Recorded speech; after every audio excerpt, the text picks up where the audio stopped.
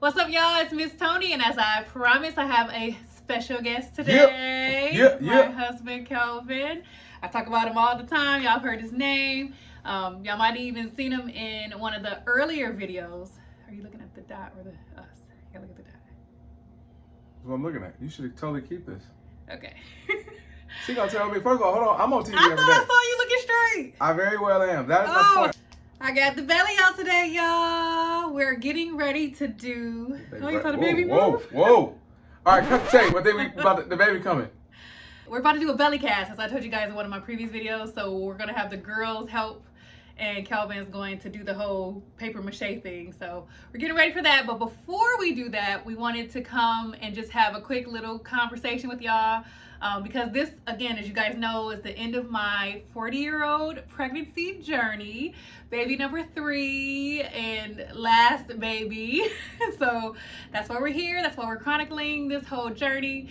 And because it's coming to an end, I just wanted to invite Kelvin to come along and just share memories. I told y'all he's an excellent storyteller. So he's just going to talk about some of our top memories with pregnancy, and then with delivery, and then just being a dad. Okay, question number 1. Yes. What is your favorite memory from my pregnancies? It could be any of the 3 pregnancies. It was like right before the pregnancy. It was conception of...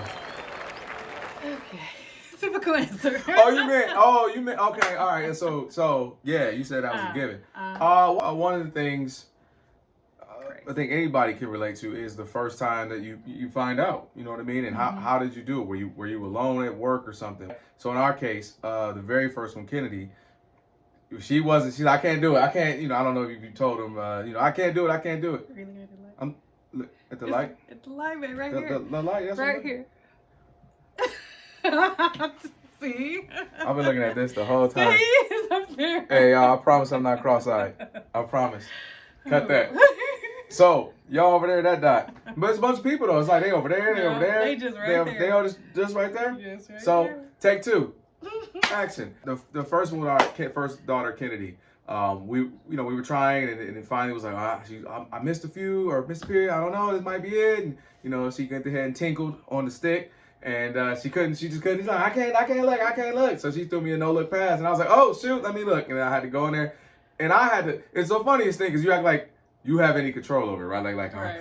It is what, it's either, there's a plus or a minus, period. But I was, I'm doing the whole, and it was. And I remember coming out like, and she's like, and we just sat there and just like, oh my gosh. We hugged, we cried, we laughed, we cried, we like, oh. So that was, most people their whole life think, well, it'd be like to have a kid, or I can't wait to have a kid. So that was a surreal experience of like, oh, this portion of it is happening. As you all know, it's very challenging. The journey between us and then just friends and everybody, you realize it ain't easy. When you were a kid, you thought have sex and then you get a baby, and it's that easy. As some of you know, it's not just 1 and 1 equals 2. There's it can be difficult, it can be challenging. There's a lot of mathematical timing, and y'all ladies y'all got out of line with the timing. No, we've gotten good with the timing. Y'all haven't gotten out of line with the timing. Matter of fact, you talk about some other things with the pregnancies. Let's go back. Okay, let's go back to the conception. Listen, ladies. Oh my gosh. Oh, where you turning? No, you brought me on. Ladies, listen. Okay, we love you. We think you are all of the hotness and glory that you are, and we enjoy doing what we do when we do what we do. But listen, y'all gotta respect us, okay? It's y'all season right now, women. Respect us too. Okay, when we're asleep, we don't just because you have mapped it out that on Tuesday the 5th at 12:17. If I'm sleeping, I gotta go to work. Like, we don't get the taps on the shoulder. Wait, am I on the show? Any other time. Listen, let me tell you what she did to me. I was doing a morning show, right? So I had to be up at like 3, 2:30, something crazy, 2:33, whatever. So I'm going to bed, and it's hard to go to bed. Anybody know, it's hard, right? So I'm trying to get to bed 10:30, get 4 hours of sleep, 5 hours of sleep. And so this one ain't got to be up till she want to be up. So she popcorn and watching movie, working on stuff, talking to y'all, whatever it is. And then when she decides to come to bed is when she decides, and then she decides we got to do what we got to do to get this baby. So then coming in loud, slamming covers, brushing teeth loud.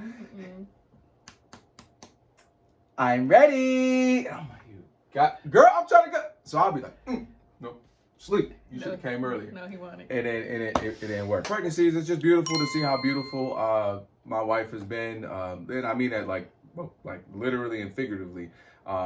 She's just been beautiful in all of her glow and gloriness. To see her, you know, the excitement and joy, expectancy of it all has been great. To see the joy in your family. Oh man, I mean, our family on our first one, I mean, hey, we all had a ball fest. We surprised our mothers on Mother's Day.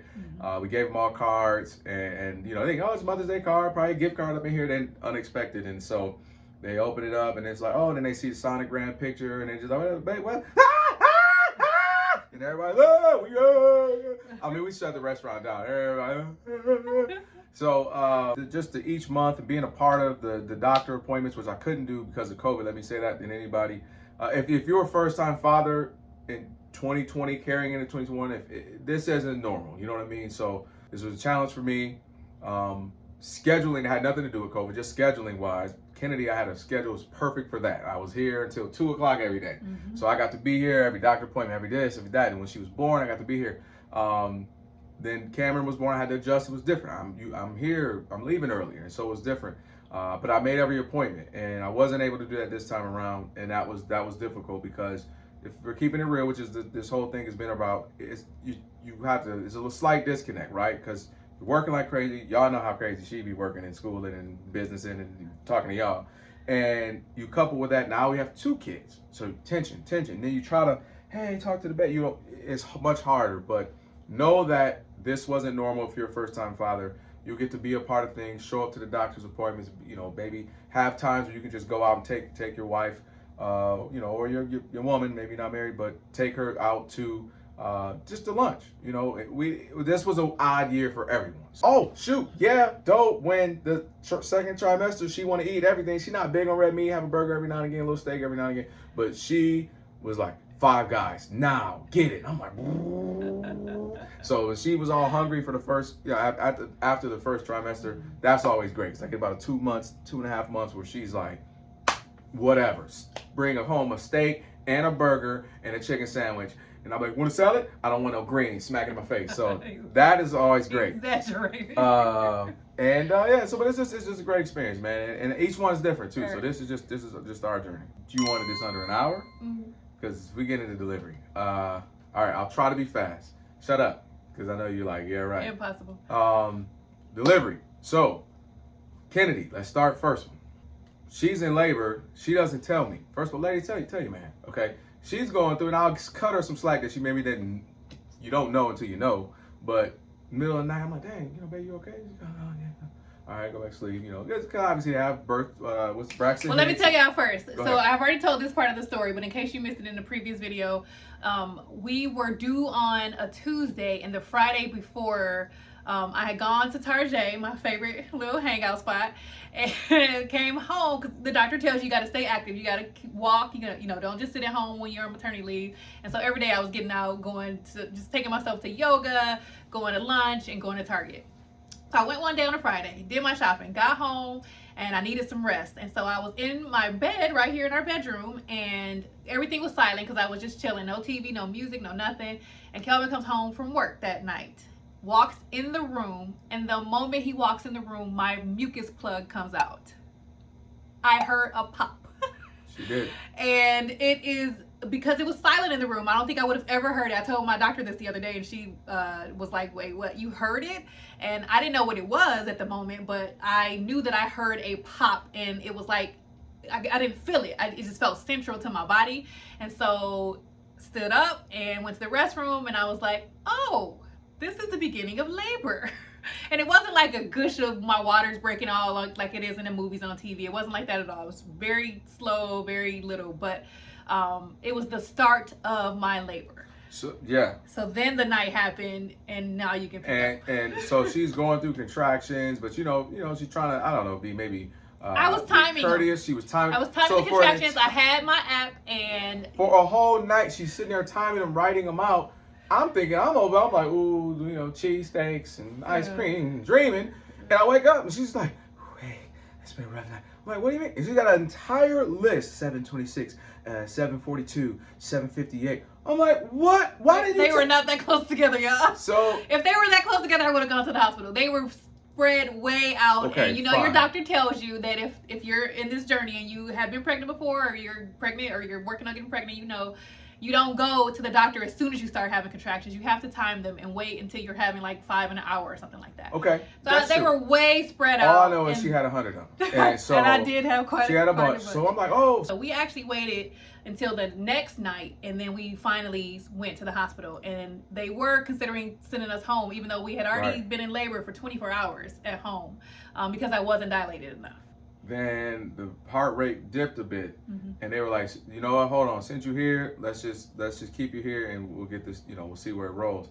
So Kennedy, you know, my baby, I love my baby got a little dome. Don't laugh.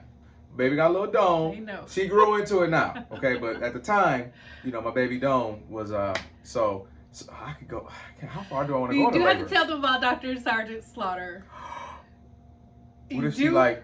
You have to. That was okay. I didn't know how far. Or at least that moment. I'll say that. Okay, so she has her, you know, normal doctor who we love. She's great, and we obviously didn't get her. So at this point, the nurses have been excellent. They're prepped. This is what we're gonna do. You boom, everything good. Okay, good.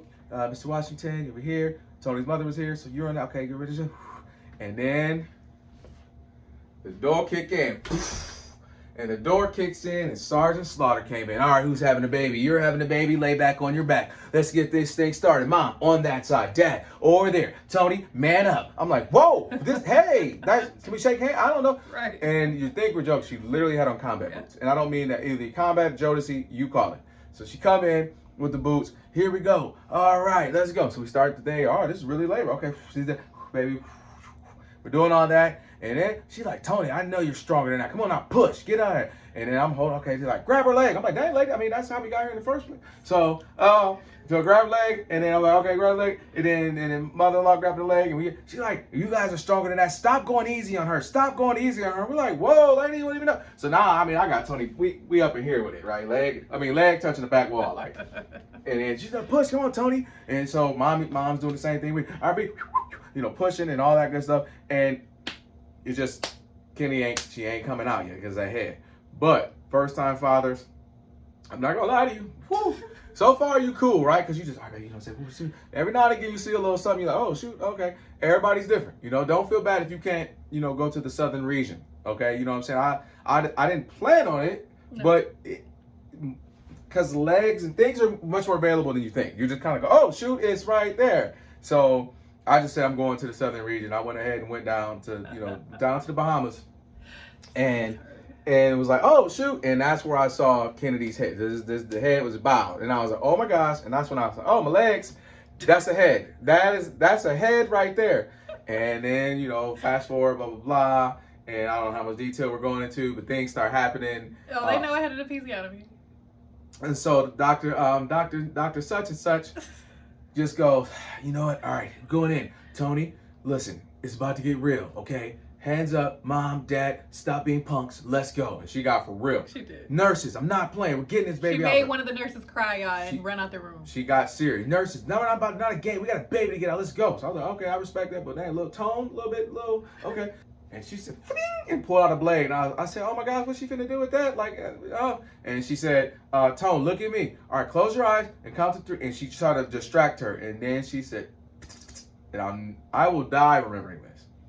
It was 3 quick, and I just, how detailed. Okay, and I just remember a stream of blood coming. I was good the whole time, wasn't I? He was. This was the only time I thought he was going to pass out way before it is. I was good, surprisingly good. You know what I'm saying? Your boy watched ER and all them shows. You made me watch Grey's Anatomy, so I'm good, you know? And then I was like, oh my gosh, and my knees started shaking because I just saw somebody cut somebody, like not in a street fight, nothing. It was just, and I was like, oh my gosh, my legs. And a few pushes later, you know, the baby started coming out, and boom, eventually, Kenny comes on out with the biggest eyes ever you have ever seen in your life. Ever. Like, imagine this whole section, and this whole was just. They were like dilated too. Yeah, they were big, they black. were already big. They haven't received oxygen and all that yet, so Right. it was just 2 big black eyes. So she comes out with this cone head. You got to tell him that part. The cone, because 2 hours of just, exactly. you know, trying to get out. So my baby came out with a cone head and gigantic eyes. dilated And I was pupils. like, Who was that? you just delivered ET. But we're joking. But that was the moment I got emotional. He and did, but here's why. I remember, and she might just kind of hinted at it. I remember looking at Kennedy for the first time, being like, no one in the entire existence of the universe has ever seen you before, except the 4, 5, 6 people in this room. And that was profound to me. I don't know why, because it was just like, wow, like, here is literally something new to her. This fresh being, no one, not even her parents, had ever seen before. And I don't know why, that just blew my mind. I just remember being emotional. And that was the moment I was crying. I was, and the mother-in-law, and then they put my baby in the oven. My baby was baking. They put her on 375.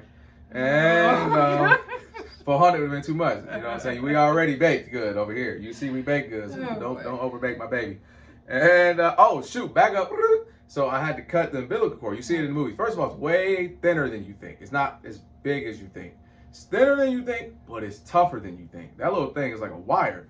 So you gotta, all right, hand me scissors. I'm like, oh man, I'm about to cut flesh. That was a little weird. But I did it. And I remember little blood shot out past me. It's like, oh shoot. Did it? Yeah, it was just because it just like quick shot out. I was like, oh shoot. And I cut the cord. And I remember thinking like, oh, that was weird. I just cut a cord. I hope my baby don't have an outie or something because of daddy. And so then baby bacon, 375. Talking to my baby, getting pictures, doing my thing. Oh, you did so good. Make sure you congratulate your wife, your woman. They do everything. They do everything. I'm coming here to have fun with y'all on top, but she did everything.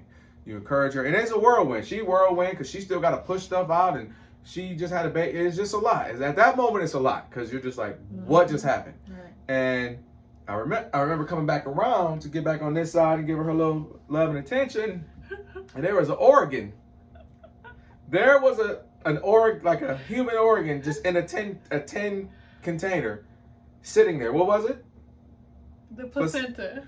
Placenta, just sitting, like they didn't cut. It was just like bam, like I'm walking. Oh my gosh, that's an organ. And like again, I almost fell out. That there was an organ sitting there. Wasn't ready for that. But other than that, man, I can keep going. I don't want to have y'all here all day, but.